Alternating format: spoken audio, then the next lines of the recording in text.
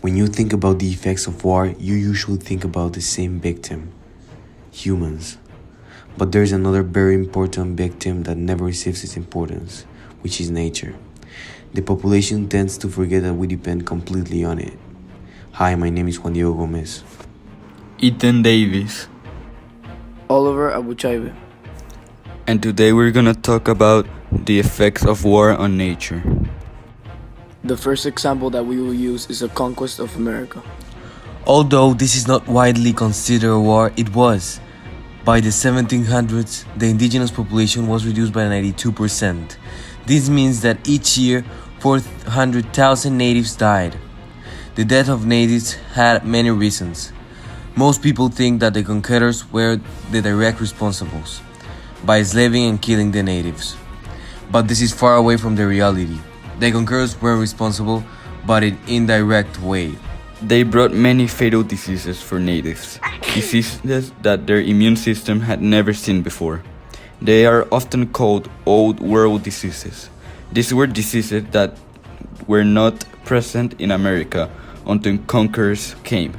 They include the bubonic plague, measles, smallpox, mumps, chickenpox, influenza, cholera, diphtheria, typhus, malaria, leprosy, and yellow fever. But why did American viruses did not affect as much the Europeans? Well, the Europeans' immune system was very developed. There's many reasons for this. The first one was that Europeans had interacted with domestic animals thousands of years, and they had been constantly changing bacteria and germs. Over time, they had grown somewhat immune to the common disease that accompanies the domestication of these animals. On the other hand, the Native Americans were largely hunters and gatherers. Even in some domestic cases, like llamas, the exposure to bacteria and germs was not much, because llamas are not milked and they don't live alongside humans. Second, the Europeans lived in more densely populated areas than Native Americans. This meant that when people live so closely together, the diseases transmit quickly, so the population was continuously exposed to diseases. Because of this, the immune system of Europeans had to evolve and adapt.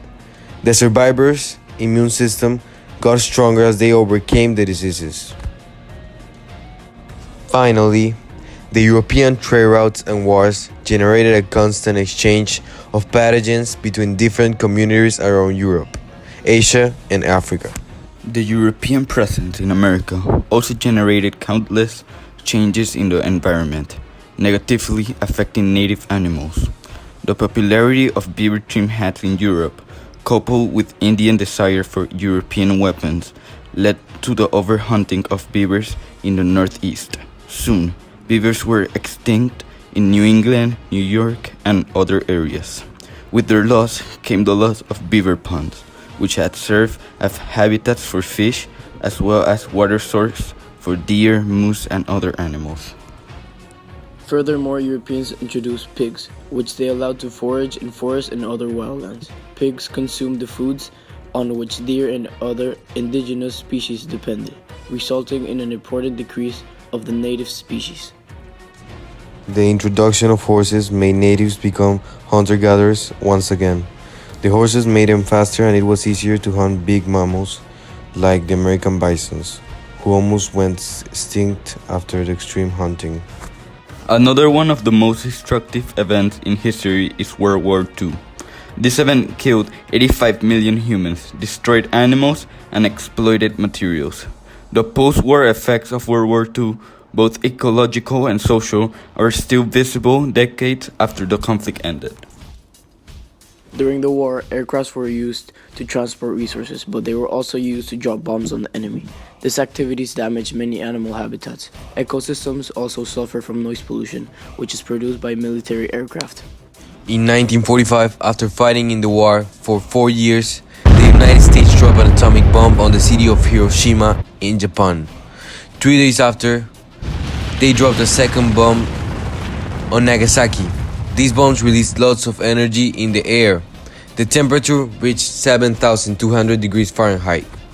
With those temperatures, all the flora and fauna, along with the infrastructure and human lives in the impact zone, died. The radioactive particles which were released by the bombings contaminated the land and the water for miles around. The European forest experienced horrible impacts because behind the combat zones, trees were cut down to clear a path for fighting. Later in the war, chemists developed even more chemical bombs, which were packaged in barrels and directly deposited on the ocean. This was not the only time that the ocean was contaminated during the war, but also from wreckage from naval ships, which leaked oil into the water. The oil contamination in the Atlantic Ocean due to World War II shipwrecks is estimated at over 15 million tons. To this day, the oil traces can still be found in the Atlantic Ocean. The environmental impact of World War II was drastic. Many effects can be seen today. Another horrifying scene of war for the environment was the Vietnam War. From 1955 to 1975, this conflict was between the communist side of Vietnam and the democratic side. The democratic side was supported by the United States and its allies, while the communist side was supported by China and the Soviet Union. It's estimated that in total from 3.8 to 5.7 million people died during this conflict. One of the most destructive methods to discover the roads of communists through the dense jungle of Vietnam was using Agent Orange. Agent Orange was a herbicide. It was used to make life in jungle unsustainable for communists. It is a mixture of equal parts of two herbicides, 2,4,5-T and 2,4-D. At first considered not dangerous, by the year 1980, thousands of people started protesting and blaming the US government for their disabilities. It was highly common for soldiers who had interacted with Agent Orange to have cancer and other terrible diseases, likely to be respiratory. But not only this, a chemical called dioxin, which is in the 2,4,5-T herbicide, could be passed on to the next generations. The dioxin generated deformities and disabilities to the soldiers' next generations, generating more and more affected people by this herbicide.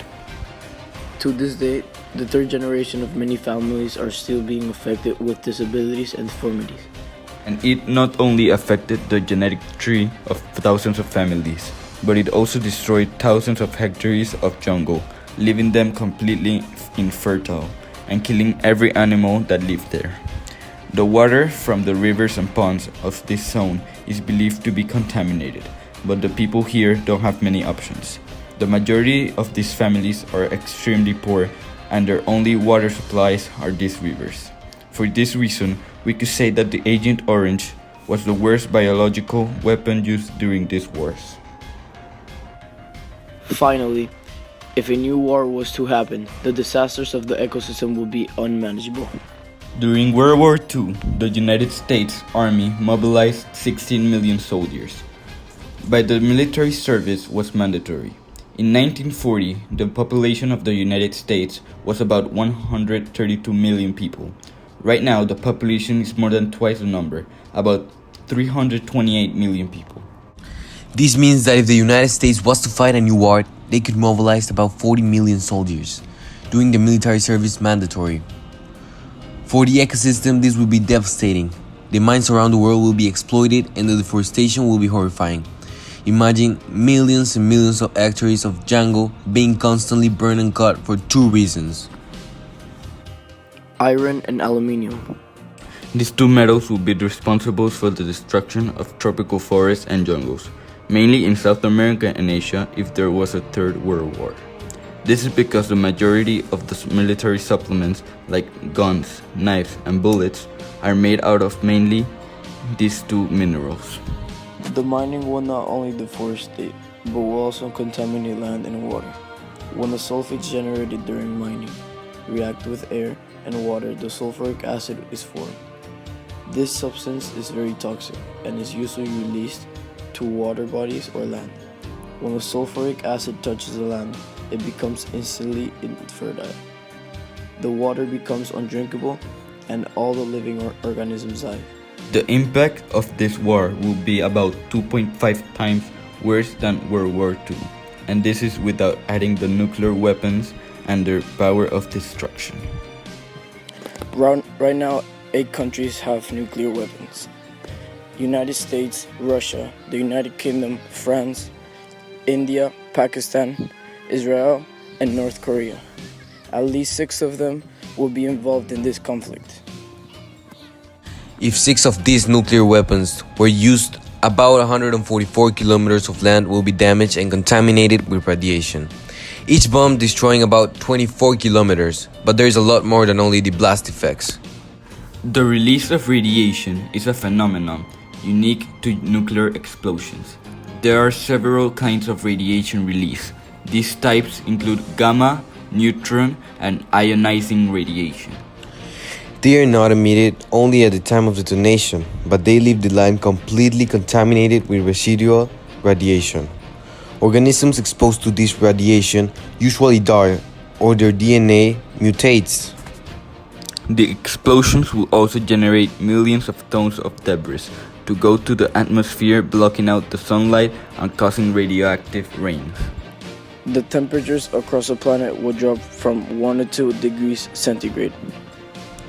The blockout of the sunlight, the acid rains, and the change in the temperatures will affect the food production, and this decline will last for a full decade. There are about 815 million people suffering from malnutrition, but this number could go up drastically if nuclear weapons were used. There are about 300 million people who get pretty good nutrition today, but live in the countries that are very dependent on food imports. If this event happens and the food production declines, all of these people will be at a risk of starvation, more than 1 billion people dying of hunger. Now that you know all of this, we expect you to be pacific. And if you want to fight for something, fight to avoid war.